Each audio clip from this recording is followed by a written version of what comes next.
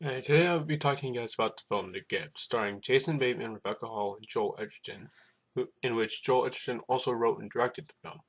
Now, the film is about Jason Bateman and Rebecca Hall as a couple who move back to Jason Bateman's hometown in Southern California, where they run into a high school friend of his, played by uh, Joel Edgerton, and as they start to uh, reconnect again, things get a bit unnerving, a bit creepy, and Joel Edgerton begins to intrude into their lives.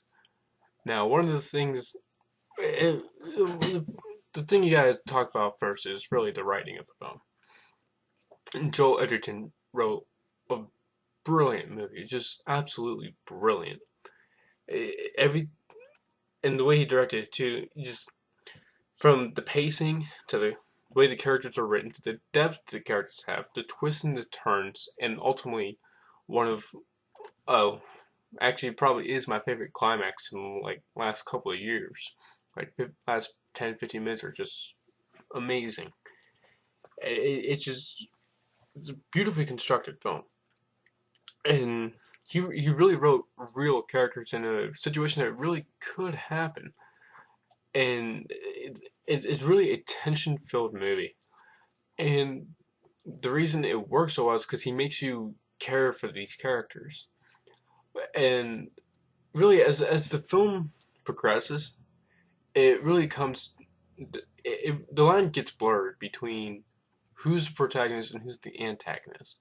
And I found that myself personally, I found that really fascinating, and it's different from what I was expecting. Because when the trailers came out for this film, I was expecting garbage.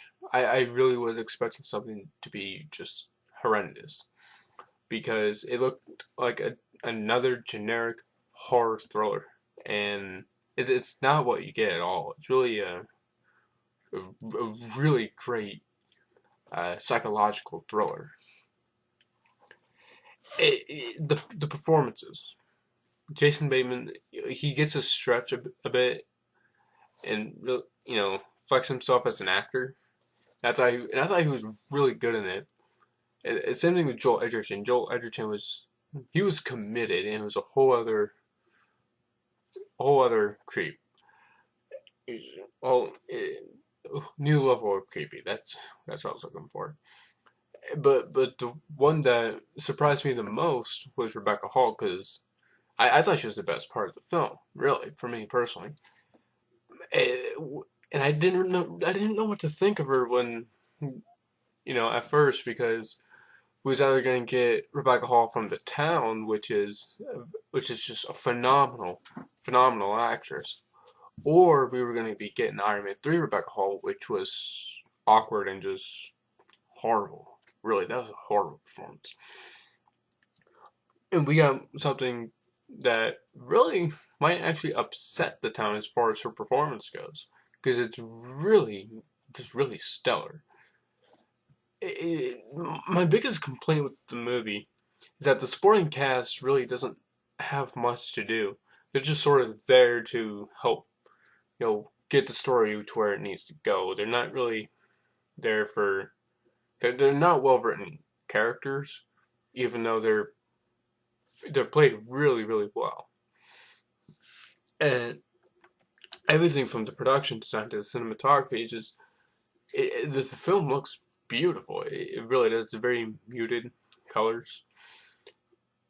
It's just it, it's just amazing. It's probably one of my favorite films of the year. And so, if I was to score this, and this is going to be really probably cheesy, I would give about 9 out of 10 gifts.